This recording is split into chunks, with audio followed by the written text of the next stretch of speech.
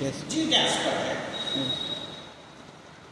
वो identity element of group G का जो इमेज बनाएगा वो identity element of group G dash के इक्वल होगा। ठीक है,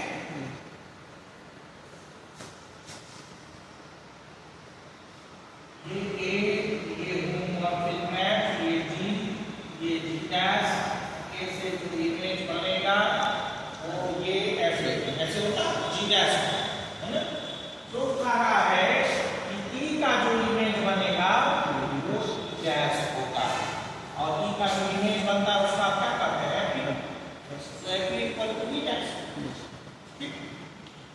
ये कोई जरूरी नहीं है कि ई का ही इमेज ई डैश होगा। ऐसा समझ में आ रही है? इट इज नॉट नेसेसरी कि only the image of e is e dash, but it is necessary image of e is e dash. E का इमेज ई डैश ही होगा, इसके अलावा भी जी का कुछ एलिमेंट ऐसा हो सकता है जिसका इमेज ई डैश होगा। समझ पा रही है? ई का तो होगा ही, लेकिन इसके अलावा हो भी सकता है। ठीक है, जब मान लीजिए 1 1 नहीं हो, अगर मैपिंग 1 1 है तब तो ई का इमेज निश्चित रूप से ई डैश होगा, तो ई का इमेज कोई ई डैश जो है वो किसी दूसरे का इमेज नहीं होगा। 1 1 में तो एक एलिमेंट को डोमेन का एक ही का इमेज होता है कि नहीं? लेकिन जब 1 1 न हो, जब 1 1 न हो तो मान लीजिए बी का इमेज भी ई डैश हो जाए, ऐसा हो। अब इस ग्राफ को से एक पिछला वाला रिव्यू कर रहे थे कि ई का इमेज आपका ई डैश होगा, ए इनवर्स का इमेज ए का जो इमेज बनेगा उसके इनवर्स के बराबर होगा।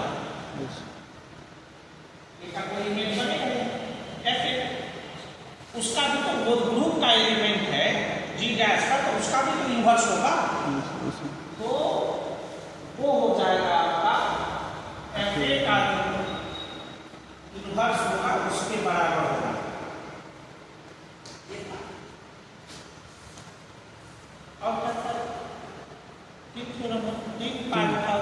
ये सर एगो divider equal to E dash हो जाए, ये sir F F A inverse inverse equal to F A एक डिवाइडर का इनवर्स हो जाए। ये सर और क्या? एक डिवीजन सर, डिवीजन ऑर्डर का, हाँ, ऑर्डर करेगा। अगर एक किसी एलिमेंट ए का ऑर्डर फाइनाइट है, आप एलिमेंट का ऑर्डर पढ़े हो? अगर n रहता है ऑर्डर, जहां n मान लीजिए ऑर्डर है तो a to the power n equal to e।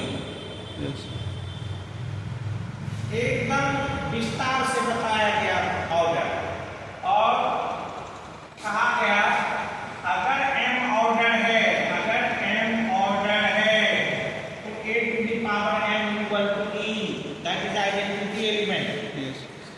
लेकिन अगर m a to the power m equal to e, then it is not necessary m is order of a, है ना? क्या होता है कि इससे छोटा जो हमको ये दे दे a का पावर दैट इज मान लीजिए an, तो सबसे छोटा वैल्यू जो m का होगा वही आपका ऑर्डर ऑफ द एलिमेंट होगा। सो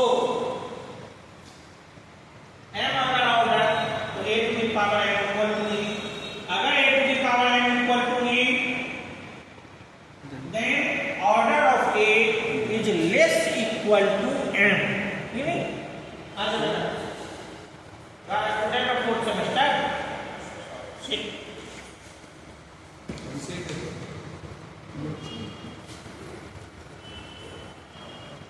यस अब यहाँ था कि अगर A का ऑर्डर फाइनाइट है, सपोज M है, यस तो FA का जो ऑर्डर होगा तो FA का ऑर्डर, यस जी डैश का वो किसका एलिमेंट होता है? FA किसका एलिमेंट होगा? जी डैश जी क्या?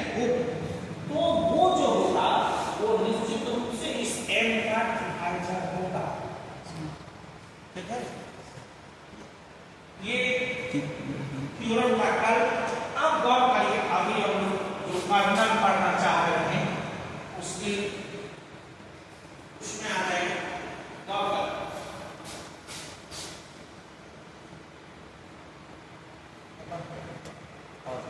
होमोमॉर्फिज्म का कर्नल किसका होता है? होमोमॉर्फिज्म का, ग्रुप का नहीं, होमोमॉर्फिज्म का।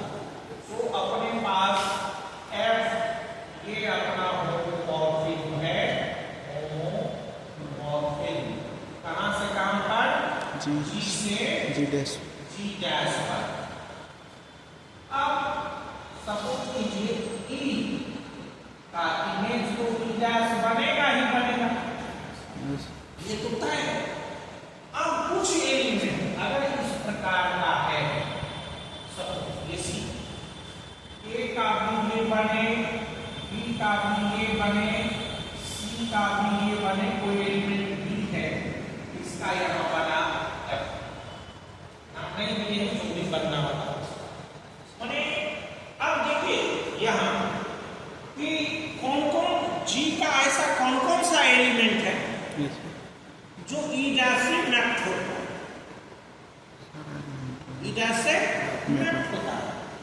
वो कौन सा है? A B C और E, A B C और E। तो ये जो सेट हुआ सपोज के वो है A B C और E। एग्जाम्पल जो दिया हुआ है उसके हिसाब से।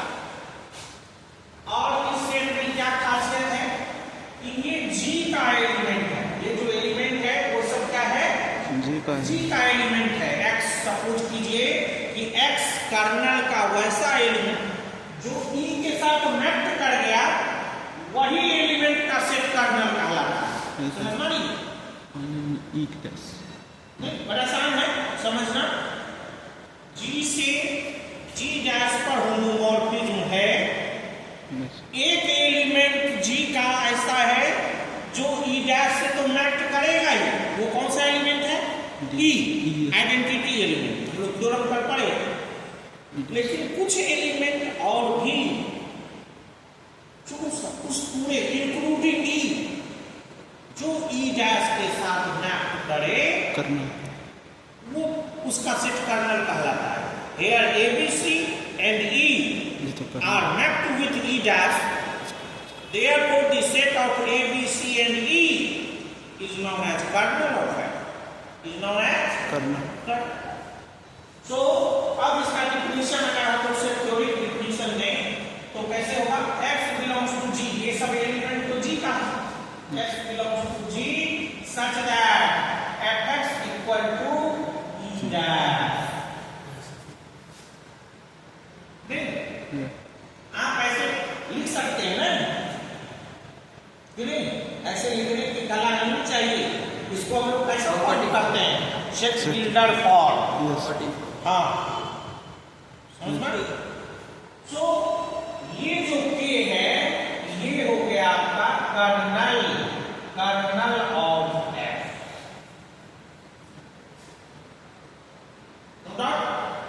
आप KER ब्रैकेट में F ऐसे भी लिख सकते हैं।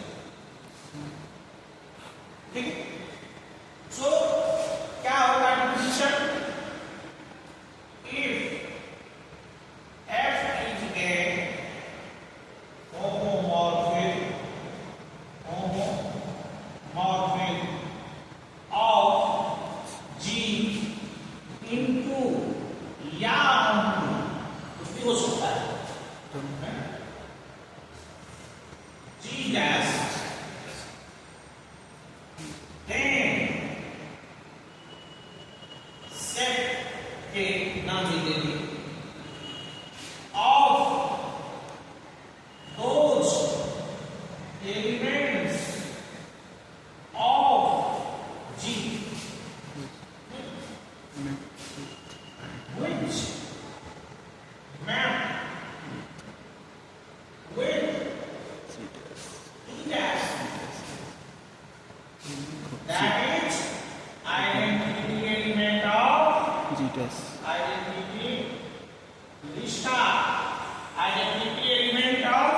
जी डैश जी डैश यहाँ लिख दिए हैं जी डैश, वो नहीं बता सकती है कि ये किसका है, तो मीन से बोल रही है।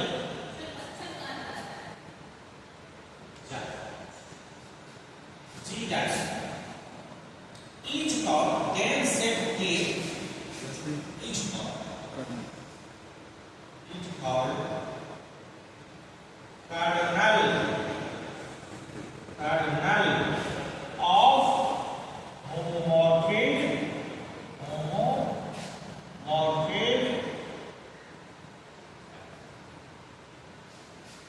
ठीक है।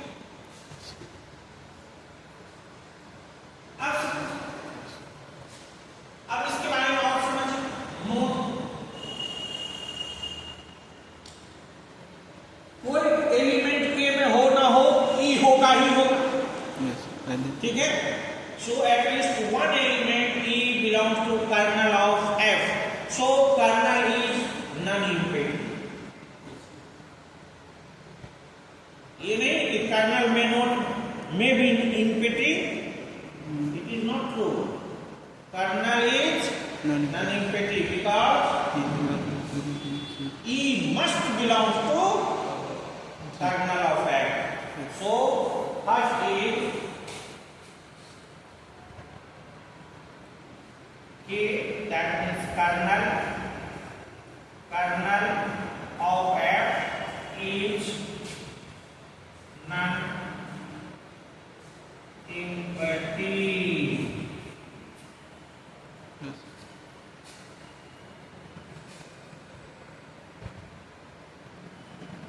कर्नल में जो एलिमेंट होता है वो किसका एलिमेंट होता है, जी का।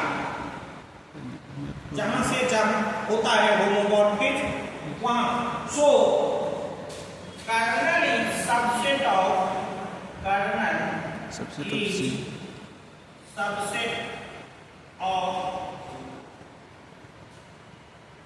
जी।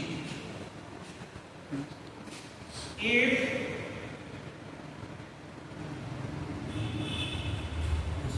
ये क्लियर करना पड़ेगा ना कि होमोमॉर्फिज्म जो है वो जी से ही जी डैश पर है, नहीं। जब तक ये ना कहें तब तक अगर जी डैश से जी पर होगा तो कर्नल जी डैश का सबसेट हो जाएगा, कि नहीं। तो